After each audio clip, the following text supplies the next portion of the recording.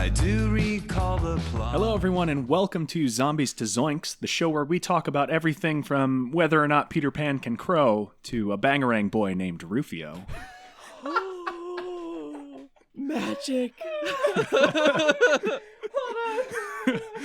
I'm Trask. Daniel needs a second. I'm Daniel. I'm Stefan, and that's been our show. Thanks, everybody.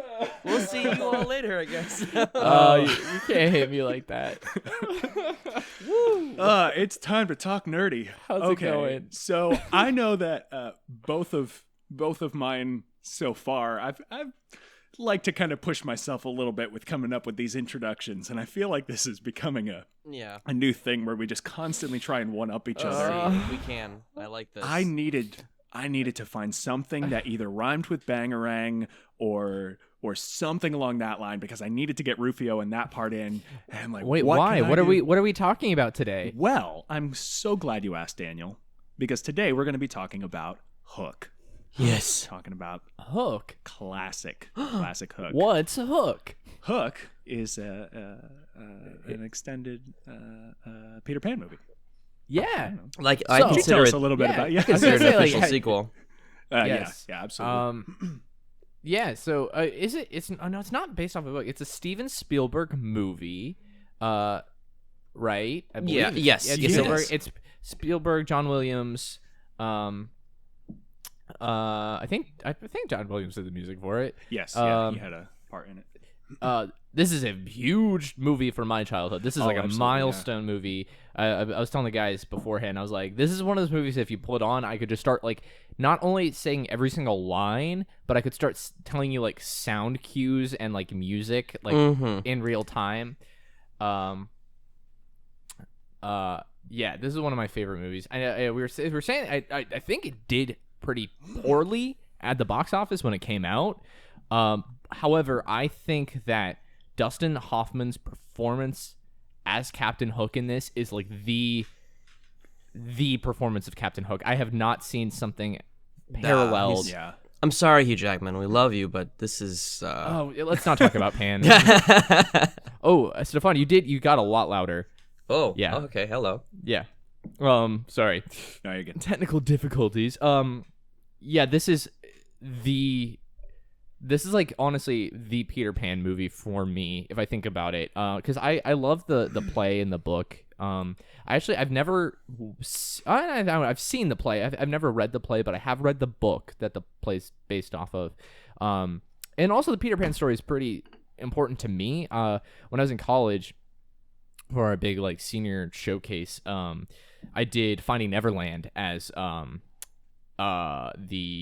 my performance, where I did two songs and a scene from it, like, and I saw it on Broadway too, right before it closed, and that whole story, it's very romanticized, and I had to do a giant paper on it, like, as part of my senior thing, because the musical and the movie with Johnny Depp, Finding Neverland, is very romanticized. It's kind of what happened, kind of not, but it's very interesting, especially since J.M. Barrie, like, he had such a, he was such a weird guy in general, and it was kind of like the fact that he was weird, and the fact that he was hanging out with these boys who were younger at the time, and it was literally like, he wasn't doing any, like, a lot of people at the time accused of him, of kind of being attracted to them or something like that. It was like the 1800s, whatever, and he really wasn't, like, in his journals and everything. He was I think he was asexual, actually.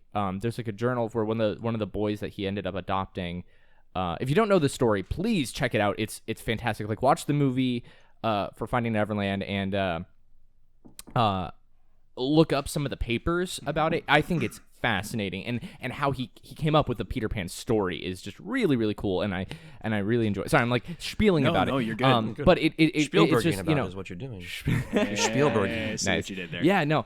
So like the background for Peter Pan is one of my favorite, Disney movies as well. I love the Kathy Rigby stage Peter Pan too. I remember watching a video of that over and over again. So that is probably one of my fonder memories of, like, the Peter Pan storyline, but I can honestly say I remember watching Hook more than I have any other version of Peter Pan. I'm the anything same. at all. I am absolutely No. the same. Actually, I what might were you gonna say, counter. Stefan? I was just gonna counter, honestly, though. Please do. I mean, Dustin Hoffman, but Christopher Walken as Hook. I was just about to say. I was gonna say. So we have the best Captain Hook portrayal. I would say, my second favorite would probably be Colin O'Donoghue in Once Upon a Time, but that's for a totally different reason. I think he's just awesome. I love the visual representation of him. I think that him having like just that young kind of clean. Just, in Once Upon a Time, Jack Sparrow vibe.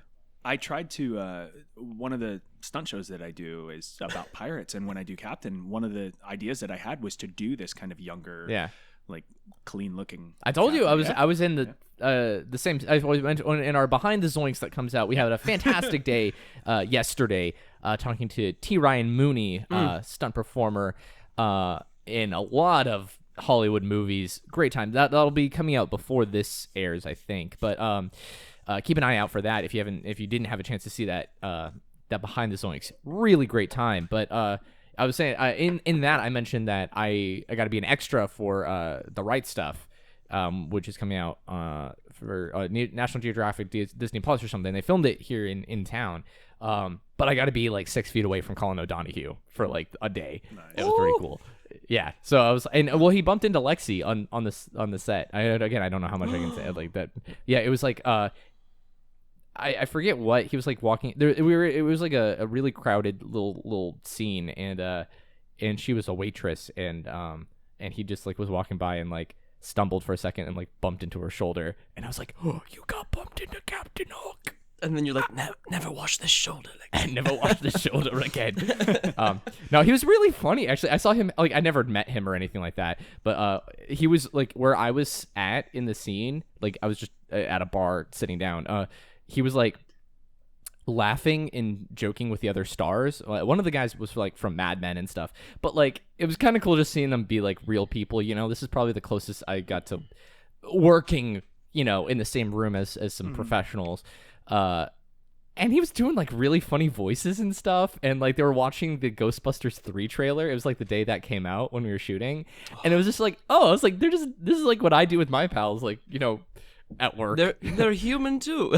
yeah. He was doing some funny thing I'll never forget, because he's Irish, and he was like doing this like, oh, here you go, like, and I was like, that's Captain Hook. Oh my god. Sorry, hey, it's okay, Colin Donahue, if you're out there, just come bump shoulders with us, please. Yeah. If there's ever a chance. Well, and it was also kind of, I was surprised too, like when we had dinner on the set, like it's like in this, in your giant, like, your film set catering tent, but I was like, oh, we're like at, we weren't at the same table. There's like the stars and people, important people section, and then there was like the everyone else section. But I would have thought that they'd be like in a restaurant somewhere fancy, but I was like, oh no, they just got to go in line first. But it was really neat. So when I was in, sorry to bring things back to Captain Hook productions and all that fun stuff.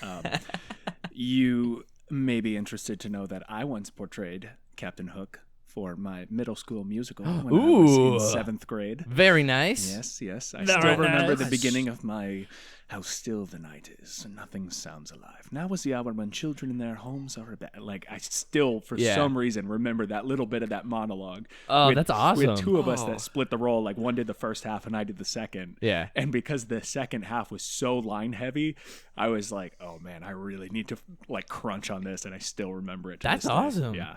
Damn, I didn't know you were in the running for best Captain Hook too. God, you put Trask up there now. Christopher Walken, Colin Donahue, Trask. Yeah. No, I'm definitely not.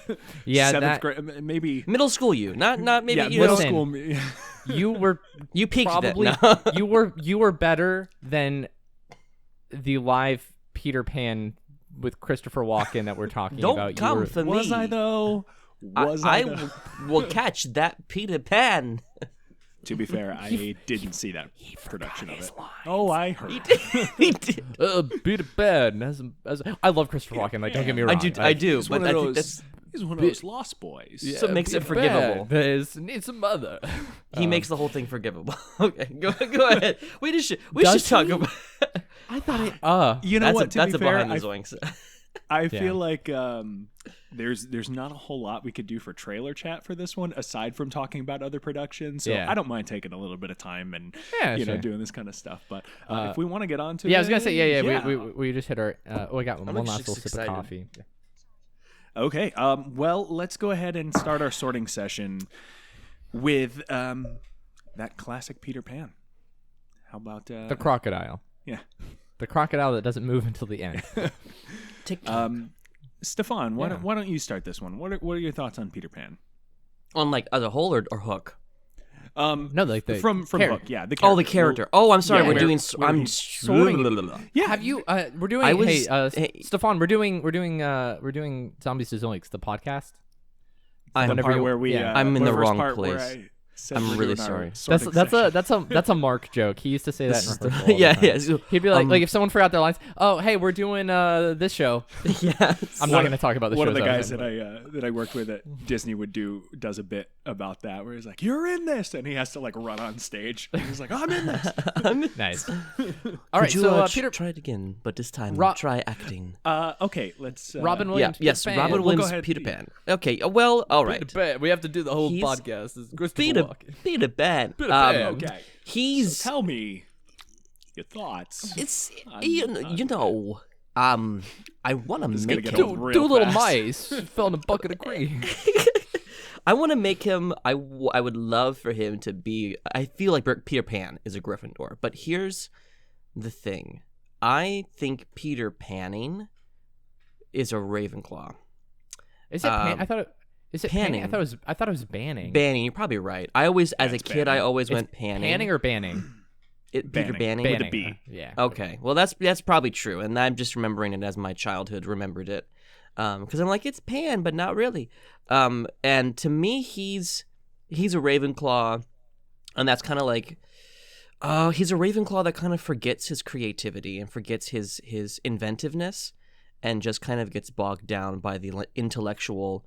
Jail cell adulthood of adulthood, yeah, and by the end of it though, he rediscovers his inventive cunning and his wicked smart wit, and it uses that intelligence of his adulthood in the best possible ways, and unlocks the inner child, and proves that it doesn't matter what age you are. If you're Peter Pan, you're Peter Pan.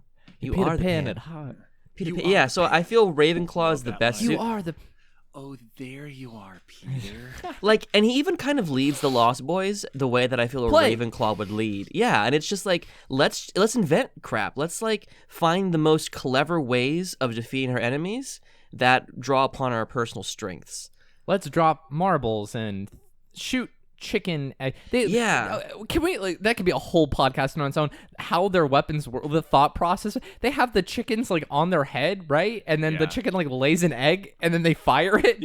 I would be willing to bet that there was probably like they went to the kids and said, "Hey, come up with a creative idea for a weapon." That would be And the kids were like, well, what if this one lays an egg and it's got blah, blah, all this stuff? And they're like, cool, let's make it work, because if what if I grab my legs and I'll roll down a plank? I love all right, that. let's design a giant thud. Yes. Yeah. Can we order 10 chickens, please?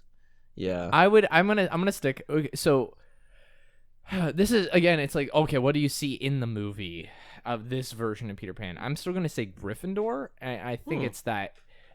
It's just by the end when he gets his memory back, and we get to see who he inherently is without the weighing down of adulthood and all that. We get to see him be a leader, and not only is he courageous and brave and true, land of the free and home of the brave, Gryffindor.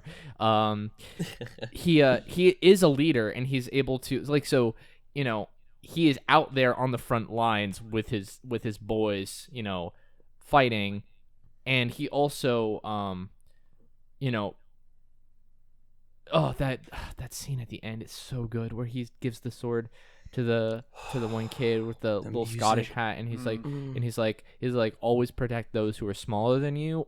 Oh, so good. I was like, and that's where I'm like, a moment like that. I'm like, that is a Gryffindor inherently. So that's why, and it's like he's a protagonist, Gryffindor, like but that's my reasoning behind it. Okay, I'm not fully swayed this time, but I can see your points. I'm not trying to sway you. Well, I'm trying usually end not up to be swayed all the time. usually just end up being swayed. I'm like, yes. Okay, he's a Gryffindor, guys. Okay, sure, guys. What do you think, Trez? Well, I think you guys both have pretty good points. I would say I'd probably have to lean towards Gryffindor as well. Now that Daniel brought up the passing of the sword scene and stuff like so that, good. Yeah, It's I so think good. he really does. It's not about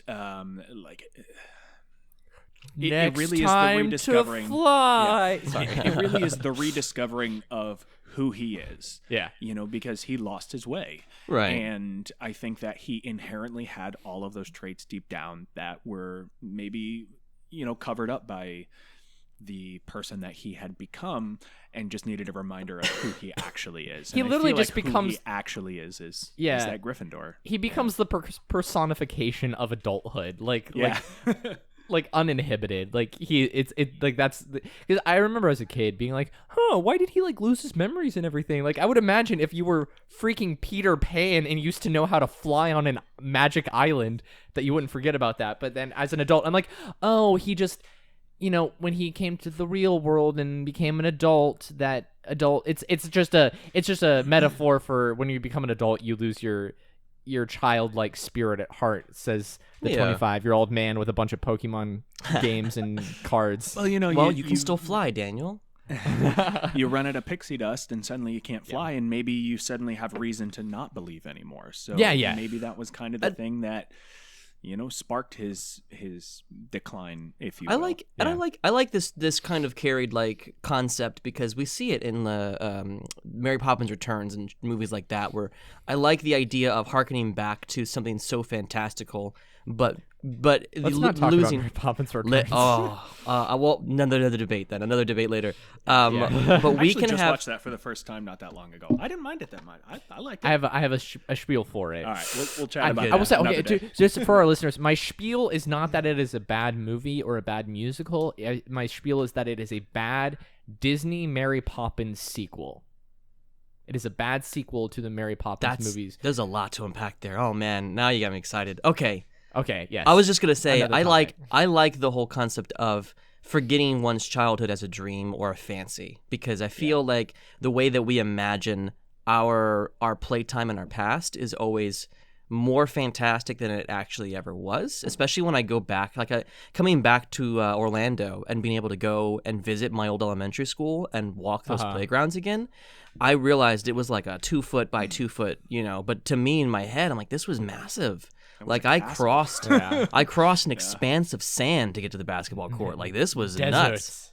But nope, no, 2 steps, here I am. So yeah. I I had a band director in middle school and high school, Brian Swanhall, amazing guy. And one of the things that I remembered him saying most was growing old is mandatory, growing up is optional. And that just kind of always resonated with me to, never lose sight of those little childhood joys. Are you saying that you guys didn't go to a magic island or fly? Because that's what I did from my childhood. Oh, is that where you went to school? Yeah. Are you saying that you guys didn't do that? I was at Hogwarts and Neverland. I'm a lawyer right now, Daniel. So and there's probably a lot of laws. Kill the And Camp Half-Blood. I grew up on Neverland, and then I went to Hogwarts for middle school and high school, and then in my summers I went to Camp Half-Blood. So I don't know about you guys. And now we just reside in a zombie-infested post-apocalyptic land, world. Yeah, exactly. All right, who's next? Let's go on to Captain Hook then. Dustin Hoffman's portrayal of Captain Hook. Daniel, go ahead. You look Ravenclaw. Ravenclaw. Oh, really? Oh yeah, totally. Tell me why. I was going to the first one. I was like, "Oh, he's so cunning," and then I was like, "Oh wait, that's the Slytherin." I am going to say this mainly off of his manipulation, and I don't mean that necessarily with a negative connotation. His way to his to lead his. I would say like I wouldn't call him a leader, but his way that he's able to interact with his crew by fear is with manipulation. It's if you speak out against me, if you say I can't capture Peter Pan as an adult, I'm literally gonna put you in a trunk full of scorpions. You know, I wouldn't want to speak out against him, even if I thought that. The boo. Sorry, Glenn Close. Yeah. You know, he is able to be very inventive and tactile with the way he uses his. What are you doing? You okay? I'm good. I'm just waiting for I'm just biting my Oh yeah, tongue. yeah. No, that's okay. No. So actually I don't have too much of a solid case for this. I'm trying to think back at, and maybe my instinct, my gut here might not be like, I'm trying to convince myself right now. Because I'm like, okay. Well, maybe because you don't believe it. Let me sway you to my side, Daniel. All right. Yeah. Here, Stefan, Give me go. a chance here. I don't think he's a Slytherin. No, I don't either. Okay. He's a Hufflepuff. He's a Hufflepuff. Who's I knew you were gonna say sociopath. that. And here, I'll give you my whys. I'll tell you why. Here's my two biggest reasons. One, yes. I like the sociopath bit though. Yeah, I feel like if a Hufflepuff were a sociopath, he'd become this Dustin Hoffman version of Captain Hook. Interesting. Yeah. I don't think like that. I don't think he's. I think he loves people. I think he wants to be loved, and he wants to be surrounded by people. He wants you need loyalty. a mommy very, very badly. Right. Like he wants, like, this version of Hook wants to be surrounded by people who are loyal to him and revere him and treat him like a father. And as such, his punishments are severe. Not He because wouldn't be hold on. If he wanted that, he wouldn't be a sociopath. that's fair. Then there's probably something else that I'm struggling with what to classify that as. But Yeah. I think he's emotionally driven, is what I'm trying to say, because he is, which you're right, would be the complete opposite of what that is. But he is. Well, here's what I'll say about this. He uses the fear of death to control people from leaving his presence or command or doubting him in that way. And the second thing is, Peter Pan is perhaps his greatest, I think Peter Pan represents daring and worthy opponent. Yeah, I think it represents his unconscious desire to return to a childhood and to have that again. And so Peter Pan is his twisted version of the closest thing he can get to feeling young again, feeling like a kid again, fighting Peter Pan. And even though he's obsessed with killing him, I don't think he really truly wants him dead, because he would, like you were saying, life would be empty. What do I do without Peter Pan? That Joker, Batman. Oh, so I He even tried say, to kill himself after Peter Pan. He thought Peter Pan was dead. Like, get up off your ass and stop me, Smee. yeah, stop me, stop me. Don't try to stop me. Don't stop me. Don't try to stop me. Don't try to stop me. Try to stop me. Smee. Try to stop me. So, I don't think. Okay, I'm thinking now, based off of what you said, I don't think he is a Hufflepuff. I don't think he's a Ravenclaw. So I am fascinated by the concept of sociopaths. As I just did something on my Instagram story the other day where I was just like, hey, if you don't know what these are, this is really interesting. Be careful. I almost want to put him in the Azula category based off of what you said, where I was like, I don't know if I can give him a house, because I don't think there's a moment where I inherently see who he is. And I disagree when you were saying that he wants to be loved and he wants to be a kid again. I completely disagree with that, because every single moment we see that every choice and action he does is I was saying manipulation earlier, and I was like, oh, well, maybe. Yeah, like, it is all for his own gain. He doesn't care about Jack or Maggie. When he's grooming, that's a grooming, and manipulation is a huge sociopathic trait. Yeah. He doesn't care about Jack at all. He's literally grooming him for his own advantageous, desires. He is trying to get.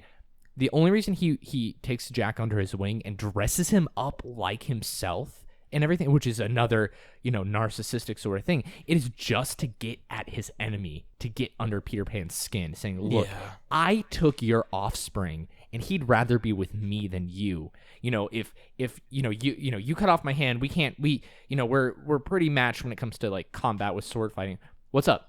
Sorry, I tagged. I posted something on our Instagram story earlier. It's a picture of me wearing a Bangarang tank top and talking about the movie Hook, and I tagged Dante Basco in it. Oh, and he saw the post. I don't think that he responded to it. I'm about to. Oh my God! check Be like, and see hey, if I have a message. This is happening request. live. I don't. But like he saw put that the I Twitch posted a live story. stream. Could you put the link there? I put the link in the bio. Yeah. So who knows? Maybe he'll turn in. Yeah. Dante Dante- Basco, if you end up listening, Just we are send us a huge comment. fans- We love you. yeah. No, we are huge fans of all of your work. Don't fish for it know, too much, guys. Yeah, no. Just saying, we really I'm gonna appreciate put away you. the fishing rod. No, I'm sorry. It's okay. So back to what I was saying. So I think Captain Hook, Dustin Hoffman's portrayal of Captain Hook in this, everything he does is manipulation. The fear, with the boo box and everything, and also kind of the way he dresses himself up could be seen as kind of narcissistic. That he deems himself better than other people, which is why he wants to have the lavish hair and the little, twisty mustache, and he has people like sharpening his hook. It's he wants to be seen and noticed as more than a man. Even the lines he says when he's fighting Peter Pan before like trying to kill him, he says like, "What would the world be like without Captain Hook?" It's true. I think, yeah. And so that's what I'm starting to think of putting him in that Azula category where it's like, we almost can't inherently see who he is based off of all of the actions in this movie. Like going and kidnapping his kids, leaving that note with a sword stuck in it. And I don't think he knew that, Peter lost his way or anything. No. Just disappeared. But yeah, I'm trying to think of. I'm trying to go through all of the moments. Is there a time where we see him being honest and genuine, and not trying to get something from someone else? Was he affected at all by Maggie? I don't think. No, he was. I don't think so. The rest of his crew was, but he definitely wasn't. No. I think and it's I'll that probably sit with you faking there. emotion, to get what he wants. That's another kind of sociopathic sort of trait. Yeah. And that's the cool thing, especially with Dustin Hoffman's performance. There's so many levels to it, and not only is he suave and finesse and everything that kind of captures him. He makes it very traditional and original without it, and feeling like Captain Hook while adding so many layers that makes it his own. So that's where I go. That was a long one there. No, you're fine. That was good. So I gotta say, what's your next one? Okay. Can we go Rufio? Oh, I'm gonna skip him a little bit. Okay. I don't think there's a single if you were young when you watched that movie, I think everyone wanted to be Rufio. I certainly did. I wanted that coconut sword so bad. I'm legitimately wearing a Dante Basco Bangarang Rufio shirt. Sure, yeah. There's a reason that he's wonderful and everything. Yeah, Rufio was so cool. While we've been talking about Captain Hook, let's go on to Smee. Smee, Hufflepuff. Yes, completely agree with you. Yeah. He's loyal to a fault. He really is. He just has Except when he starts running. What about Smee? Yeah. Smee. Smee's me. So I think this is my favorite version of Smee that we see. My favorite version of Smee that we see. He in this one, and also I don't know if you guys know this, there was a sci-fi miniseries about the origin of Peter Pan a long time ago, and the same actor reprises his role as Smee. Oh, really? Yes. Oh, it is awesome. It's not as good as this movie. Okay. But yeah, no. So this version of Smee, I think, is a Hufflepuff. And I don't think he's loyal out of fear. Which this case, and I don't think that's who Smee is as a person. He's not like No. Oh, I need to do what the captain says because I'm afraid he'll. That's kind of like Peter Pettigrew sort of vibes, and it's not that at all. This guy, he likes where he's at. he's loyal to his crew and his captain and where he's at in life. But when he's not a fighter. Like it's shown that this Smee is not a is not a brawler. No, he reminds me more of like, he's Captain Hook's roommate in a toxic relationship. Like they're really close, and he's like, I have to take care of you because sometimes you don't take care of yourself, and it hurts me, but I'm gonna be here anyways. That's a great way of putting it. I'm trying to think. I love when he teaches the crew how to I guess Jack is the one who teaches Smee the rules of baseball. And I love that baseball scene. That whole scene. It's so good. Yes. Run home, Jack. Run home. It's Smee. Smee. Okay, so yeah, we're all pretty much unanimously agreed that he's Hufflepuff. Okay. What is that actor's name? He's Bob great. This was Bob Hoskins. Yeah. Yeah. Great work. Yes. Okay, so let's talk about the kids, Jack and Maggie. Let's see where we stand on them. Jack. They're different. They're quite different. Yeah, they are. I want to say Maggie. It might be. I almost want to see her as a Gryffindor. Okay. Yeah, she feels more Gryffindor to me. I think Jack or Ravenclaw. I think Jack's Slytherin. I think Jack's Slytherin too. Okay. I would absolutely agree that Jack is the Slytherin. My thoughts with Maggie though were neither Gryffindor nor Ravenclaw. I had her as a Hufflepuff. Yeah. I feel like she was so focused on all she wanted was her. All she wanted to do was get back to her mom. She was very sweet. She even tried to see. I feel like she tried to see the good in people even when she was kidnapped, but she's like, look, there's no reason for this to be going on. We just need to go home. Like, I had her as I'm starting to be swayed for Hufflepuff too. Yeah, that kind of loyal, caring, loyalty and friendship, and all she wanted to do was get back to her mom. She cared so much about. She cared about her brother. Value. Yeah. You got a good point. Her brother, saving. Yeah, I personally had her as a Hufflepuff. Yeah. So. I would say, and I think Jack. Slytherin, we got some points for that. I think we all agree, but it's more of that cunning and shrewd rather than bad guy. He's not a bad guy in the slightest. He definitely held a grudge too. He's kind of like he's kind of like a Draco Malfoy. He's like a 6-book Half-Blood Prince Draco Malfoy. Yeah. That's what I see. He could go dark easy if he didn't have his father fighting for him. I think he just would have fallen right under Hook's, yeah, well, he had so much resentment and everything. And the thing that really stood out to the most to me was when he was smashing all the clocks. Yeah, he had all these things about for making promises and breaking them, and he would smash one. The one that he smashed his own father's clock to was never letting me blow bubbles in my chocolate milk. Something as simple as that hit the arguably the most valued clock in the room. So he was holding some grudges. I really wish that the promises and breaking them one was the watch that his father gave him. I realized why they did. I think cinematically, or they used the reflection of the clock for that one, so they needed a bigger one. It got a little more value, video wise to do that, but I feel like the story behind, like the intention behind hitting the one of his father's watch needed to be a little stronger. Yeah, well, I think that one. Well, I think it's there because it's a springboard. He has to use that anchor that he has to get into the real stuff. Okay, I can see that. Yeah, and that's how I always took it. But again, it's up to the actor and the filmmaker, whatever they chose for that. But yeah, I definitely know what you mean. Yeah. All right, who's next? All right, let's cap this off. TikTok. With Rufio. I was about to say, we're just Tinkerbell. No one cared about Tinkerbell. We can go into Tinkerhell if we want. Tinkerhell? That's what they called her. Oh yeah. Yeah, she was Pixie so Devil. difficult to work with. Yeah. Yeah. Well, because mostly she was working by herself. She was working in a green screen, and she went through a lot of like personal stuff at that time. The actor. What was the actor's name? Julia Roberts. Julia Roberts. Yeah. Okay. Yeah. I don't know why I had someone else's face in mind. No, yeah. no, you're good.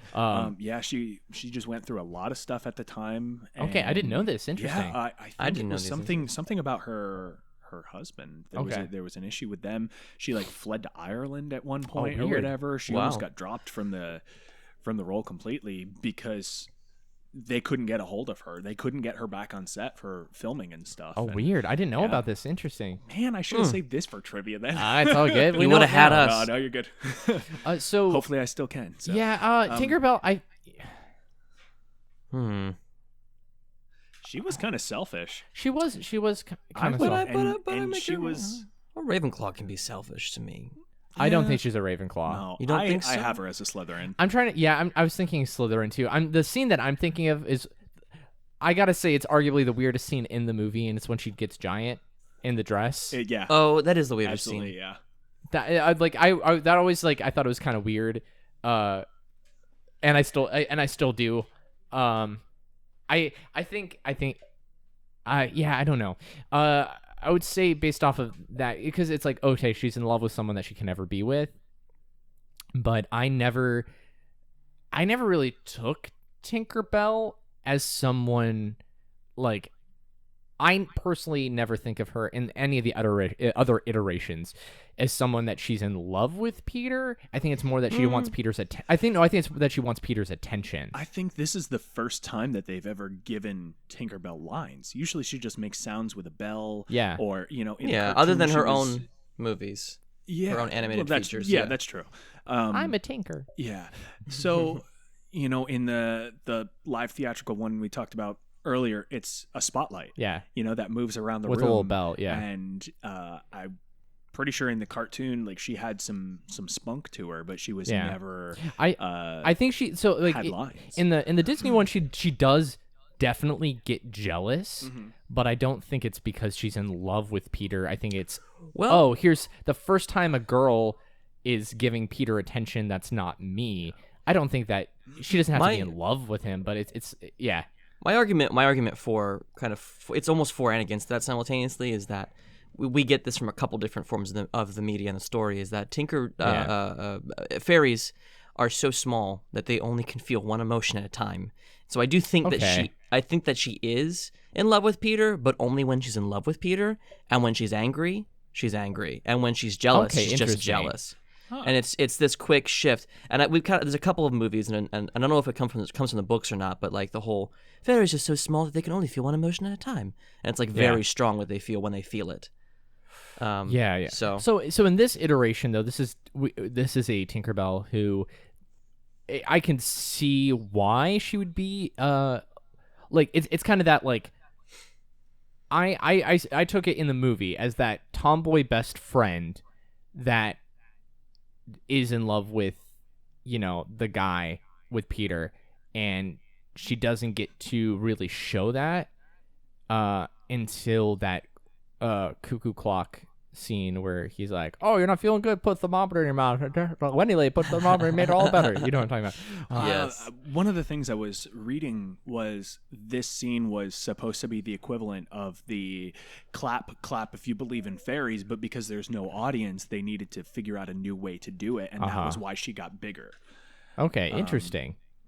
Yeah, I don't know if that's 100% the reason behind it or what it was, but they decided to kind of find a way to work around it, and that was the avenue they went. Yeah, I see her as a Slytherin. I think I'll agree. I think I'll have to agree with that. It's tough because I keep thinking that grow a bigger scene. I keep thinking of that in the sense that, like, I think maybe they wanted the audience to really connect with her on a different level and treat it as a real thing. And so if you see her grow larger, you're like, oh, she could be with him if it worked out, but obviously not. But I could talk about characters. I was gonna say, what about Toodles? Okay, talk to me about Toodles then. I lost my marbles. Yes. Oh, he's great. That's one of those. Oh God, all of them. Everyone does such a good job. They really do. Maggie Smith. Oh, Maggie Smith. I hear we'll get to review for time's sake, because I think we're at left. it. I think we're at that. Okay, let's do it. Gryffindor. Okay, go ahead, Stefan. I think he's a very, like, I don't think it's narcissism or selfishness. You don't feel Slytherin at all? I don't. I see it as your. I do not think he thinks he is better than his men, his lost boys. No, but I do think that I think he's arrogant. I think he's a James Potter Gryffindor. That's what I see him as. Yeah, there's something a little darker to him, a little more like you can feel the ambition. He's never been challenged. Right. That's what I see. He's never had someone, and here's this person who left, who everyone used to be. I always wondered, like, was Rufio a lost boy while Peter was there, or did he come later? And I think he came later. Mm-hmm.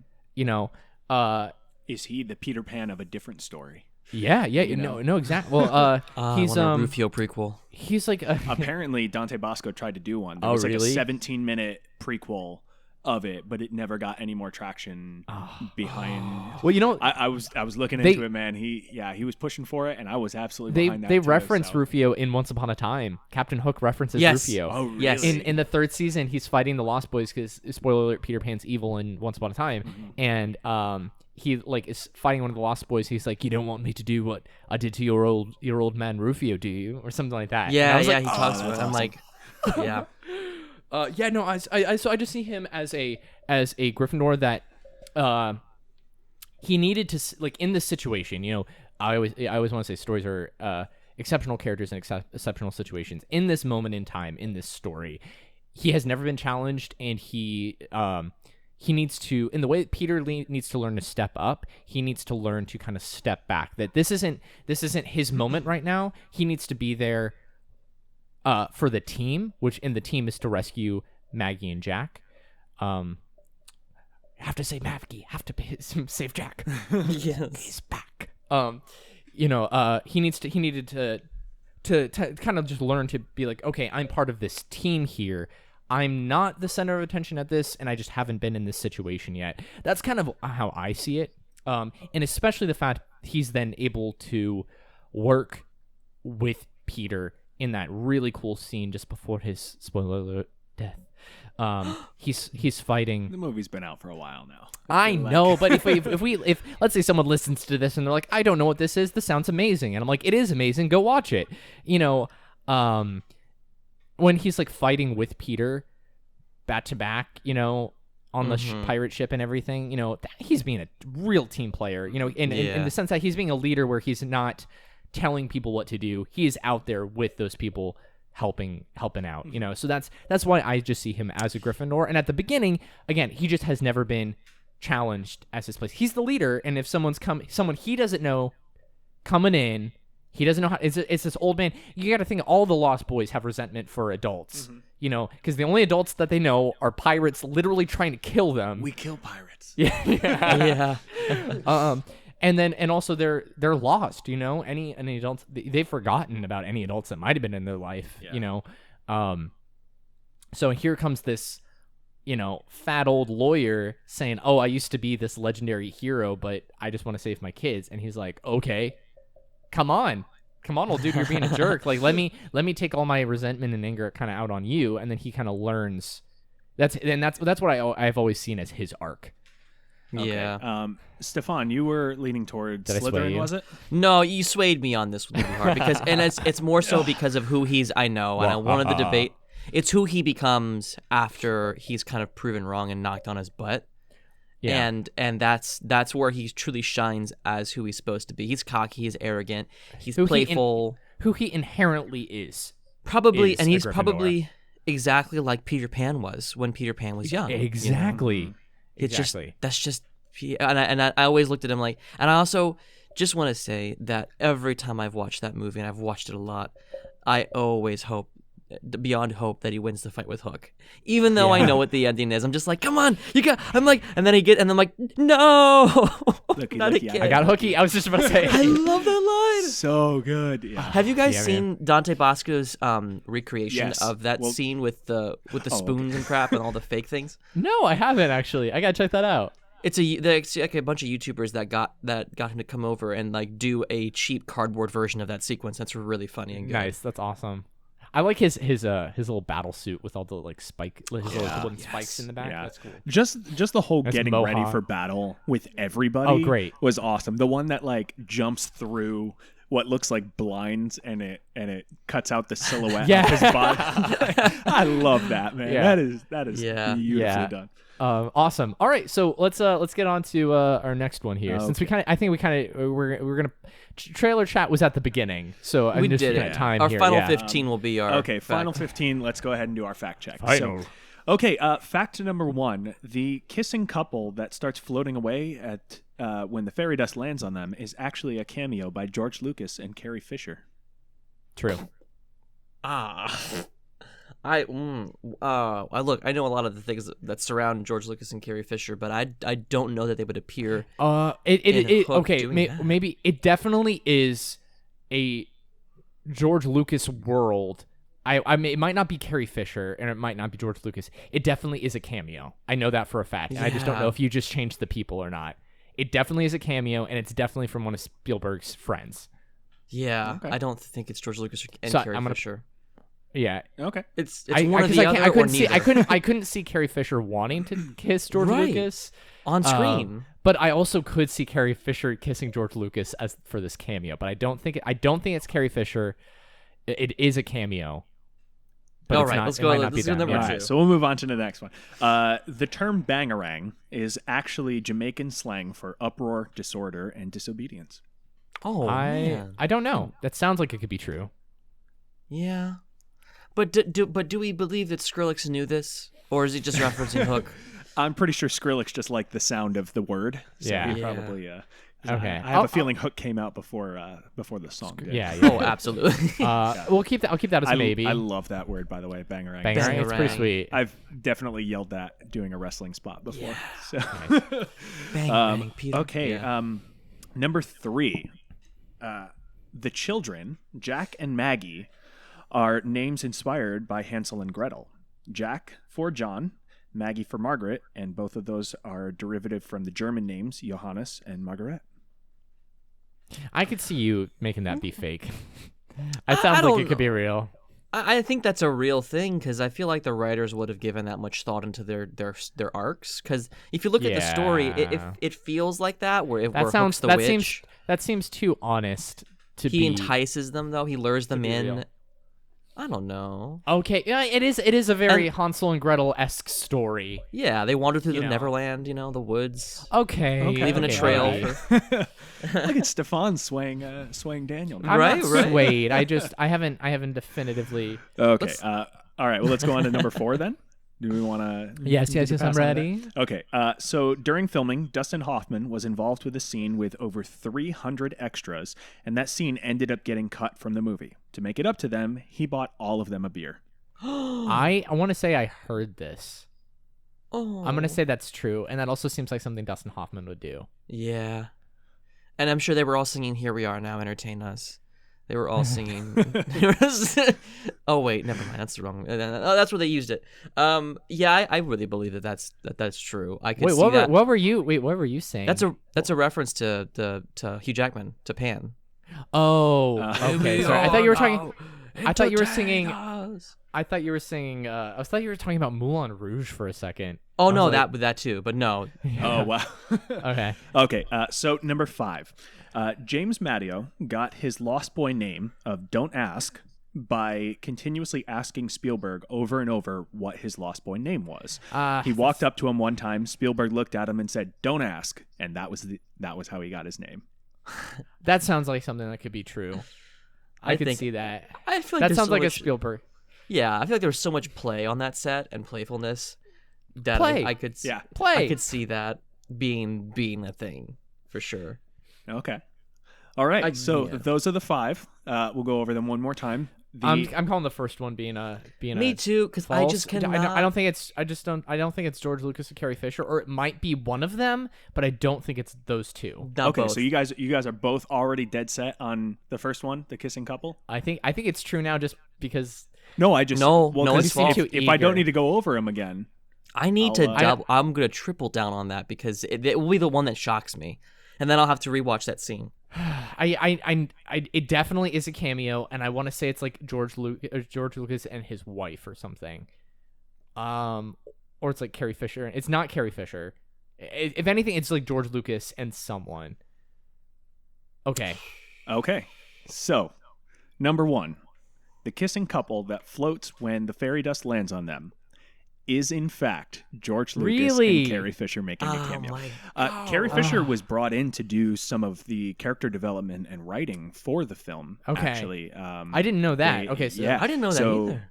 Yeah, she had a hand in writing some of the character points. I think it might have even been some of the Tinkerbell stuff because they felt that the original adaptation of Tinkerbell for that wasn't as strong as they wanted it to be. Yeah. So they brought in Carrie Fisher's an excellent person to bring in for smart. that. That's smart. Yeah. Well, okay. Wait now.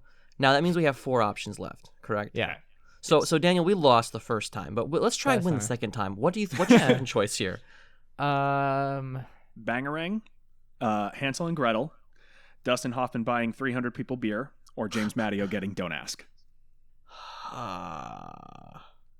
I'm gonna say the Don't Ask. I could see that being one that you come up with. So I'll leave that for the end. I'm fine losing. I'm gonna say Bangarang. I think Bangarang. I could be so wrong here, but it could also just be. It could be a nonsense word. Okay. Bangarang is in fact Jamaican slang. Okay. For uproar I was gonna say because I've heard stuff. I've heard Bangarang be used in enough different mediums that I was like, they can't all. It wasn't made specifically for Hook. So I was like, it's either you're making like the origin be different, or this is the origin of the phrase. So I could see that being Okay. All right. Yeah. So that one is also true. So I lost again. Yep. And James Matteo did in fact get his nickname Don't Ask by continuously pestering Spielberg. They didn't say it. They didn't say it for the first time until the food fight. When they go, "Don't ask," and then they throw the food right in his face. That's the first time that you hear it. Don't ask. Oh, yeah. I thought it was Gonaz. No. Don't ask. That's what I thought his name was this whole time was Gonaz. I'm sorry, man. Sorry, Gonaz. Why is that Gomez? That's what I was going to say because I remember thinking it was, like Adam's Family. I thought it was Gomez. Okay. That's what I thought it was. Interesting. Okay, yeah. Okay. No, don't ask. So, Dustin Hoffman did a scene with over 300 extras. Is this that going to be ended false? Up getting cut. Oh, that's true. As a result of this being cut, to make it up to them, he bought them all a beer. This is in fact false. Really? This story did happen. Yeah. However, it was Bob Hoskins as Smee. Okay. Oh. I definitely remembered the 300 extras in beer. Screw you. Wrong actor. Hey, I'm really proud of that because we're all super diehard fans. You slipped that in well. Hook. Yeah, I was. And we also we failed 3 times, regardless. So it's gonna be like wait, did you have Glenn Close on there? Originally, I was thinking about doing that one, but it's very well known. I was going to change the name, but it is very well known. And I think before we went live, we started talking about that. And yes, I did have to start scribbling to figure out a fake fact. Good. But I did have the one about Bob Hoskins buying the beer for everybody originally as one of my true ones. So I added. I changed the name and then I added the don't ask bit. Yeah, because it was very believable. Actually, it was a really good swap. Totally. Yeah, absolutely. Which is why I went with him on that, and I was like, well, Dustin Hoffman would probably be the kind of guy who would do something like that. Yeah. Well, I want to say because I definitely watched a behind the scenes making of at some point of this, and that's where like some of these. That's where I was like, I think it's George Lucas and someone. I know that's where I was like, I know this is a cameo. I was like, no, 300 extras in beer, maybe. So the Jack and Maggie was a Hansel and Gretel thing. Yeah. Oh, neat. Yep. Neat. I was like, that sounds also like I was like, that sounds like something. You did a good job. That's what I'm going to say. I was really proud of that. This was a very well balanced sort of thing. Yeah. You did a great job at choosing facts that sounded real enough because it was real. You just changed the actor, but also using enough like variation that it was hard to pinpoint which one could. Oof. Yeah. So good job. All right, feeling good. You know about who won that. this one? Trask won. I did. Trask won this one. Does that mean? Am I next? And or you- maybe yeah. I think I'm Stefan's next. Yeah, I'm the next. cycle. Yeah, maybe. Oh, do you know? Maybe. Yeah, what's up? I was just say maybe you out there in the audience, maybe you guys won too. Maybe you all knew. If you did, If you're send us listening, comments. you won. Tweet it back. Yeah, you won. We're gonna get on Twitter a little more Eventually. soon. Yeah. We'll be there. Whoop, whoop, whoop, whoop, whoop. I was gonna. Oh, Stefan, do you have any idea? Did you have a plan for the next time? Yeah. Were you? I don't want to be that guy, but I do want to be that guy that does James Cameron's Avatar, and to do my 2 avatars back to back. Okay. Avatar's still, it's still a hot thing. That's a good reaction. That's what I like to hear. That's Why don't we just do a bunch of bad movies? But okay. But I have so much to talk about with it. Okay. Let's do Mary Poppins Returns, Stefan. Ouch! Just shove the arrow deeper, why don't you? Pierce my heart. Listen, If we want to do a bad movie, I'll do Fellowship of the Ring or whatever. I'll go into the. Okay. Okay. I'm seeing. Okay. Bury I'm me getting now. Some death glares. Bury me now. And Okay, I will so- come back. So I actually I know both of you guys are huge Lord of the Rings fans. I so have a that def- was- I at that's least the have- only reason I made that I comment. at least have defenses for all of my movies, Trask. I don't think you have any reason to call Fellowship bad other than I didn't get into it. I am one of the most easygoing movie people ever. And I could not get into Lord of the Rings. But you know what? When we get to it, I will absolutely watch it again and get myself up to, up to par for I it. do need to say this, though, about Mary I just got some heat from the internet. I can feel it already. Yeah. About Mary Poppins Returns, I will what I will say, because I always want to give credit where credit is due. Mark Shaman did a fantastic job with the score. All of the design is fantastic. All of the acting and the choices for the actors, I think, were great and spot on. Again, the script I think is okay. I don't think it's, the way the arc that everything takes. The only thing that I will say is bad in the script is the wolf chase, the cartoon wolf chase in the middle of it, because it's completely unnecessary. But so again, my argument, which we can get into way later, is it is a bad sequel movie to I was gonna say Julia Julie Andrews. Mary Poppins movie Disney made in the 60s. 60s, right? 60s. So that is my thing. Stefan, I can't even. They're completely different characters. You cannot tell me that Julie Andrews could go sing "Cover Is Not the Book." That Mary Poppins would never do anything like that. I just don't think we know Mary Poppins as well as we would like to think. I think I do. That's just me. I just think that she's there's where does she go when she flies away? I don't know. I feel like she's a little more like Penelope from Toothsome than we might want to believe. We just got a very tame because of the time period. I'm just the time period. All of the books were written like in the 30s. Yeah, well, yeah, I know, but like, all of the you can't be like, oh, I'm not going to take Lord of the Rings and be like, oh, maybe in another realm they have iPhones. No, but it's not. But Stefan, it's because the time.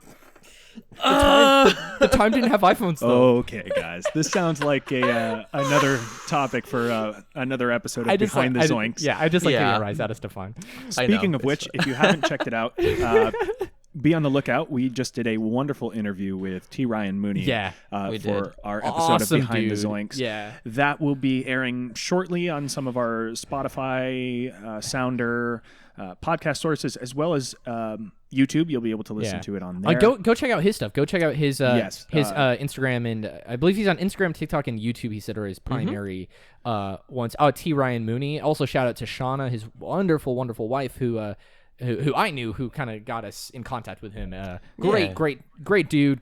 Lots of fun chatting. So go give him some love. All right. In the meantime, if you would like to suggest a topic, have any questions for us, feel free to reach out to us. You can message us on Instagram.